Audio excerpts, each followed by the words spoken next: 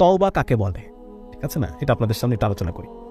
তওবাটা হচ্ছে একটা গল্প বলি আপনাদেরকে, যে একজন মা, গ্রামের দিকে আপনারা জানেন যে অনেক সময় শীতের শেষে, যখন শীত শেষ হয়ে গেল, এরপরে যত চাদর কাঁথা, হ্যাঁ, এগুলো সব গরম পানিতে জাল দিয়ে শুকিয়ে ভাঁজ করে তুলে রাখা হয় পরের বছর শীতের জন্য, ঠিক আছে।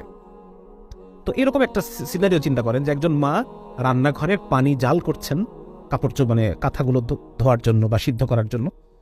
তো এমন সময় সেই মায়ের হয়তো টয়লেটের প্রয়োজন হয়েছে বা অন্য কোনো কিছুর জন্য উনি কি মনে হয়েছে উনি চলে গেছেন সে কাজটা করার জন্য। ওখানে পানি কিন্তু টকবক করে ফুটছে। এমন সময় তার 2 বছর বয়সী বাচ্চা, সে টুকটুক করে হাঁটতে হাঁটতে হাঁটতে হাঁটতে এসে সেই গরম পানির মধ্যে পড়ে গেছে, পড়ে গিয়ে মরে সিদ্ধ হয়ে ভাসতেছে, ঠিক আছে।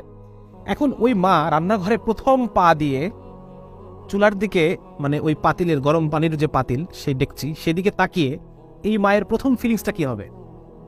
এই মায়ের প্রথম ফিলিংসটা কি হবে? হ্যাঁ, হায় আমি কি করলাম, ঠিক না? এই মায়ের এই চুলার দিকে তাকিয়ে তার প্রথম যে ফিলিংস, হায় আমি কি করলাম, এটাকে বলে তওবা। দিস ইজ তওবা। হ্যাঁ, এই মা তার বাকি জীবনে যদি আরো 80 বছর বাঁচে, সে আর কোনোদিন ওই দরজা খোলা রেখে যাবে না।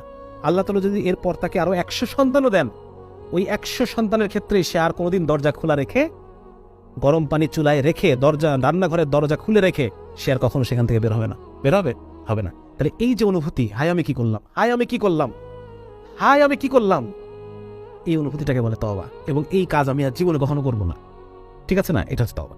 তো আমার এই তওবা, এই অনুভূতি, আমি যদি আল্লাহর সাথে, যতবার আমার গুনাহ হবে আমি আল্লাহর সাথে অনুভূতি করি, আল্লাহ তাআলা আমাকে মাফ করে দেবেন। এবং আলেমরাই কথা বলেন, যে বান্দার মধ্যে এই তওবার অভ্যাস আছে, আল্লাহ তাআলা একটা সময় তাকে গুনাহ ছাড়িয়েই দেবেন ইনশাআল্লাহ তাআলা। আল্লাহ তাআলা আমাকে ছাড়ার পরিবেশ তৈরি করে দেবেন, ছাড়ার পরিবেশ তৈরি করে দেবেন, আমার জন্য গুনাহ করাকে কঠিন করে দেবেন। আমরা দোয়া করবো আল্লাহর কাছে, আল্লাহ আপনি আমার জন্য নেক আমল করাকে সহজ করে দেন, গুনাহ করাকে আমার জন্য কঠিন করে দেন, যেন আমি গুনাহ করতে না পারি।